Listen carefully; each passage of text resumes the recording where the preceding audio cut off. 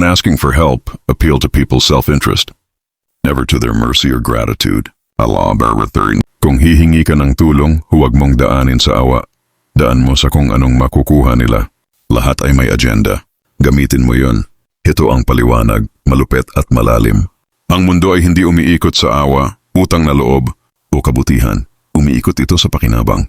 Kapag humingi ka ng pabor sa tao at ginamit mo ang awa bilang dahilan, para kang tumaya sa emosyon nila na pabago-bago, na walang kasiguraduhan. Pero kung ilalapit mo ang pabor mo sa sariling interes nila, biglang nagkakaroon ng saysay sa utak nila. Anong mapapala ko dito? Kapag nasagot mo yan para sa kanila, kusa silang gagalaw. Ibalik ang bola sa court nila. Sabihin mo hindi kung gaano mo sila kailangan, kundi kung gaano sila makikinabang kapag tinulungan ka nila. Halimbawa, trabaho, negosyo. May isang empleyado, si Marco, na gustong ma-approve ang proposal niya sa boss. Kung danin niya sa, "Boss, sana po ma-approve niyo kasi pinaghirapan ko to." Malamang, makalimutan lang yan. Hindi mahalaga ang effort mo sa taong ang iniisip ay sarili niyang tagumpay. Pero kung ganito ang lapit, "Boss, kapag na-approve ito, pwede tayong makakuha ng 20% more clients." Lalaki ang exposure ng department natin at syempre, makakabit yan sa pangalan ninyo. Ngayon may dahilan na ang boss para magbigay pansin dahil may pakinabang siya. Hindi mo siya minanipula.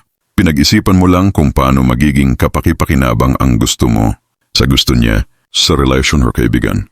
Kapag may hinihingi kang pabor sa kaibigan, iwasang sabihin na, "Kasi close tayo eh." Sa ganitong estilo, parang ginigiit mo na obligasyon nila yon. Pero kapag sinabi mo na, "Alam kong magaling ka dito at kapag ikaw tumulong, sigurado akong lalabas to ng solid." Plus may exposure din tayo parehas. Biglang win-win ang sitwasyon.